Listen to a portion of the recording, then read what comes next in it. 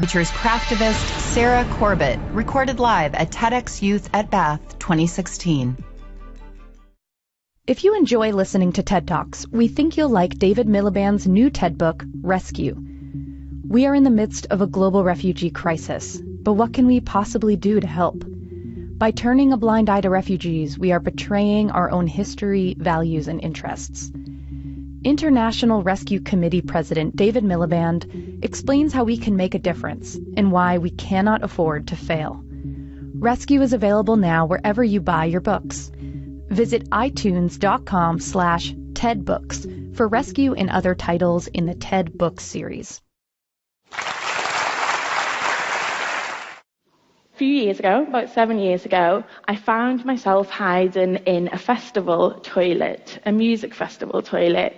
And if anyone's been to a music festival, yeah, you'll know that by the third day, it's pretty nasty. I was standing in the toilet because I couldn't even sit down because the toilet roll had run out, there was mud everywhere, and it smelled pretty bad. And I stood there thinking, what am I doing? I don't even need the toilet. But the reason I went was because I was volunteering for a large charity on climate justice. And it was 7 years ago when lots of people didn't believe in climate change. People were very cynical about activism. And my role with all my teammates was to get people to sign petitions on climate justice and educate them a bit more about the issue.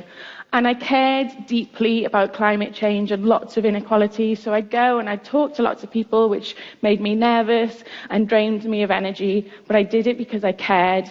But I would hide in the toilets because I'd be exhausted. And I didn't want my teammates doubting my commitment to the cause, thinking that I was slacking. And we'd go and meet at the end of our shift and we'd count how many petitions had been signed.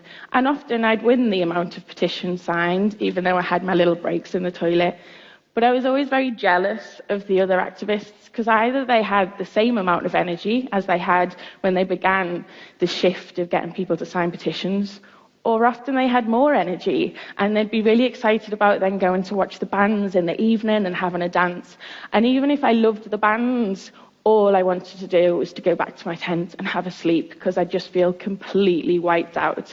And I was really jealous of people that had the energy to go and party hard at the festivals. But it also made me really angry as well inside. I thought, this isn't fair. I'm an introvert, and all of the offline campaigning seems to be favouring extroverts. I would go on marches, which drained me. That was the other option. Or I'd go and join campaigns outside embassies or shops. The only thing that was on offer was around lots of people. It was very loud activism, always involved lots of people. It was performing. None of it was for introverts. And I not only thought that that wasn't fair, because a third to a half of the world's population are introverts, which isn't fair on them, because we'd burn out, or would be put off by activism and not do it. And everyone needs to be an activist in this world. And also, I didn't think it was particularly clever, but I could see that a lot of the activism that worked wasn't only extrovert activism, it wasn't only the loud stuff, it wasn't about people performing all the time. A lot of the work that was needed was in the background, was hidden, wasn't seen. And when I ended up just being a campaigner, because it's the only job I can do really, I was campaigning at university, and for the last 10 years I've been a professional campaigner for large charities, and now I'm a creative campaigner consultant for different charities as well as other work I do. But I knew that there were other forms of activism that were needed.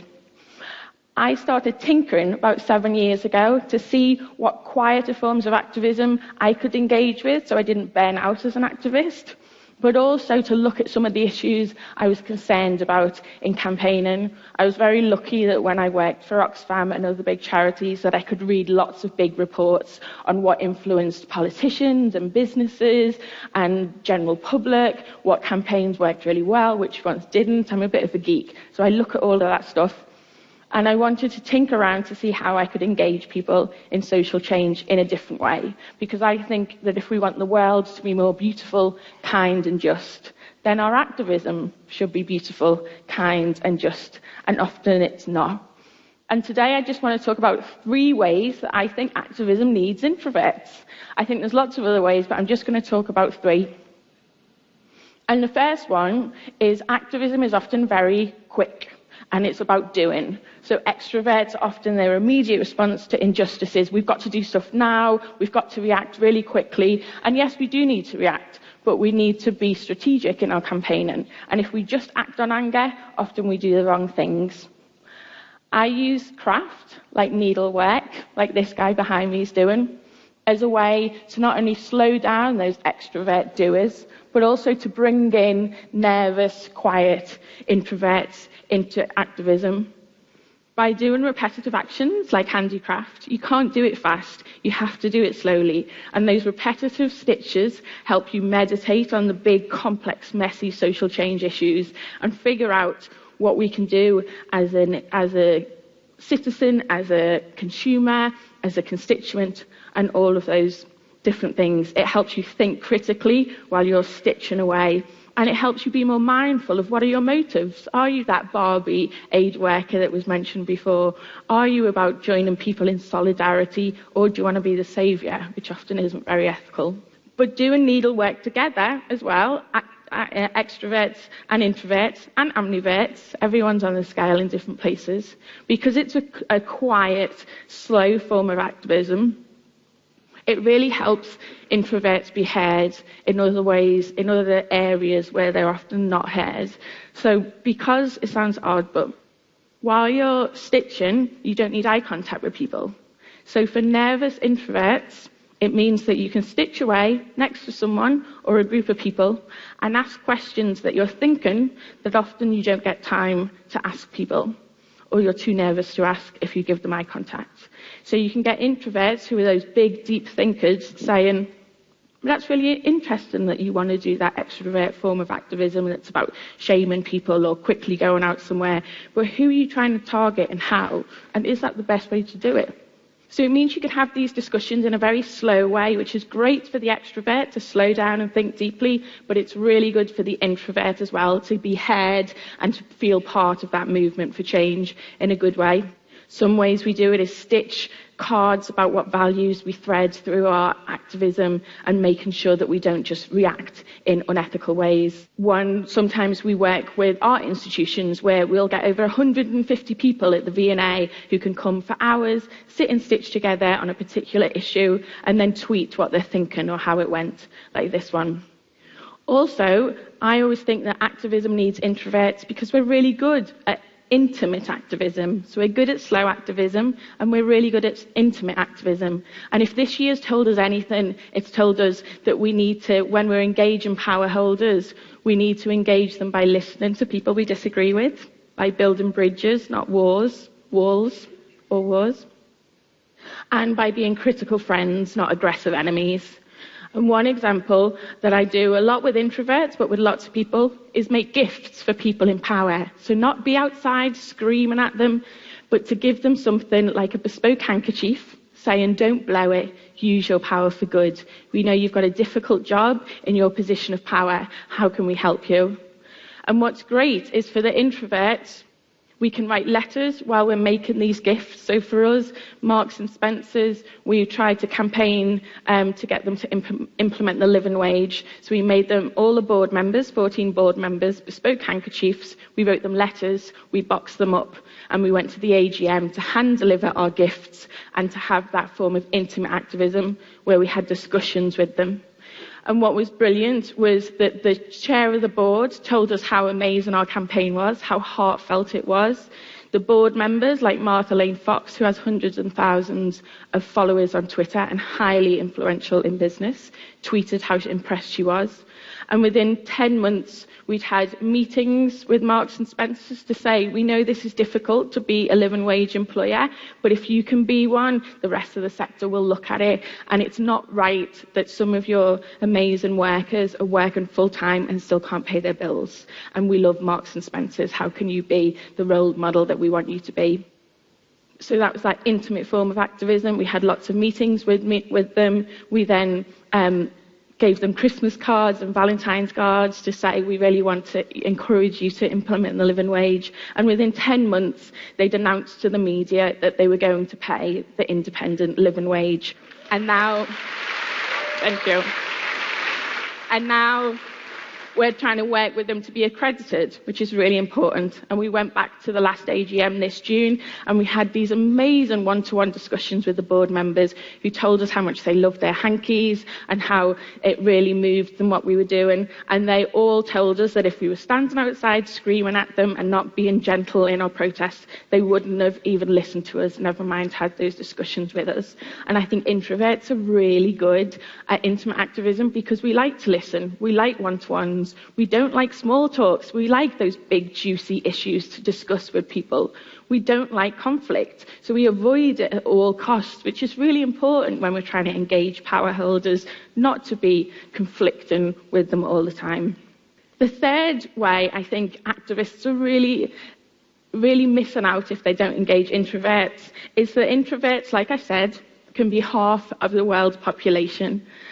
And most of us won't say that we're introverts, or we get embarrassed by saying what overwhelms us. So for me, a few years ago, my mum used to send me texts in capital letters, and she can now do emojis and everything, she's fine.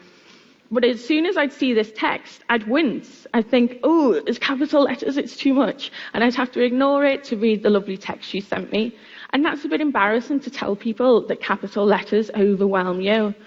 But we really need introverts to help us do intriguing activism that attracts them rather than puts them off. We're put off by big and brash giant posters in capital letters and exclamation marks telling us what to do and vying for our attention. So some of the things I do with people around the world who take part is make small bits of provocative street art, which are hung off eye level, very small, and they're provocative messages. They're not preaching at people or telling them what to do. They're just getting people to engage in different ways and think for themselves, because we don't like to be told what to do. It might be wearing a green heart on your sleeve, saying what you love and how climate change will affect it. And we'll wear it, and if people say, why are you wearing a green heart with the word chocolate on? And we can have those one-to-one intimate conversations and say, I love chocolate, climate change is going to affect it. And I think there's lots of other things that climate change will affect, and I really want to make sure I'm part of the solution and not the problem. And then we normally deflect because we don't like to be centre of attention and say, what do you love and how will climate change affect it? Or it might be shop dropping instead of shoplifting, where we'll make little mini scrolls with lovely stories on about what's the story behind your clothes. Is it a joyful story of how it's made, or is it a torturous one? And we'll just drop them in little pockets in shops, all lowercase, all handwritten, with kisses and smiley faces in ribbon, and then people are excited that they found it. And we often drop them in unethical shops or in friend pockets. And it's a way that we can do offline campaigning that engages us and doesn't burn us out, but also engages other people in an intriguing way online and offline. So I've got two calls to action for the introverts and for the extroverts. For the ambiverts, you're involved in all of it.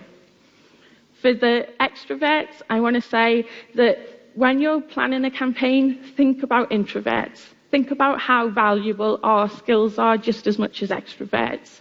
We're good at slowing down and thinking deeply, and the detail of issues, we're really good at bringing them out. We're good at intimate activism, so use us in that way. And we're good at intriguing people by doing strange little things that help create conversations and thought. Introverts, my call to action for you is, I know you like being on your own. I know you like being in your head, but activism needs you. So sometimes you've got to get out there. It doesn't mean that you've got to turn into an extrovert and burn out, because that's no use for anyone. But what it does mean is that you should value the skills and the traits that you have that activism needs. So for everyone in this room, whether you're an extrovert or an introvert or an ambivert, the world needs you now more than ever, and you've got no excuse not to get involved. Thanks. For more TED Talks, go to TED.com.